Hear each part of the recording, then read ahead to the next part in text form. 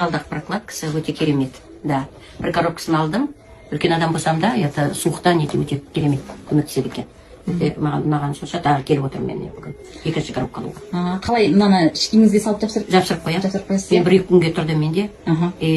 Мыжылмайды? Мыжылмай береді. Только ішіндегісі кішкене төмен түсіп бір жаққа порошок сияқты үйіп қалады былай. Кішкене. Шөп қояға. И өте керемет нәтиже алдым. Бірінші тағында қандай ощущение болды? Қыздырады біріншісінде. Қыздырады, сосын содан кейін солқылдатады. Солқылдап шығарады. Менде сондай болды. Мен радомға түскенде бүйрегімде тас болып, мен катетер қойып, пробивать етіп түсірген тасымды. Ол уже мінекей қызым қазір 37-де қызым. Есепте 30 алдында, одан кейін менің тас түсіп, приступ болып, Бәніске барып, застрял у меня камень. Соны вытащили.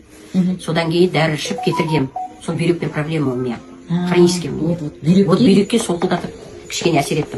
Бүйректі тартады дейді? Тартады дейді.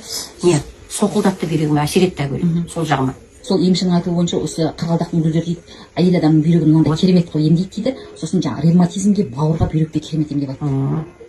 Мен алдым, вот екінші рет келіп алып тұрып, өте керемет нәрсе, өте нәтижесі өте керемет. Рас айтамын, мен ұнағасын көмегі болғасын алып жатырмын. Өзіме ғана арнап. Мен просто белім сырқырып ауырады да, кішкене выделение.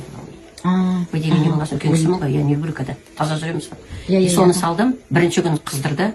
Первый день вообще қыздырады, екінші күні кішкене солқылдата ма бірден болады. Сосын даже ахат хард. Андай белімнің қойып не істегені, и выделение бәрі тоқтады. Керемет нәрсе.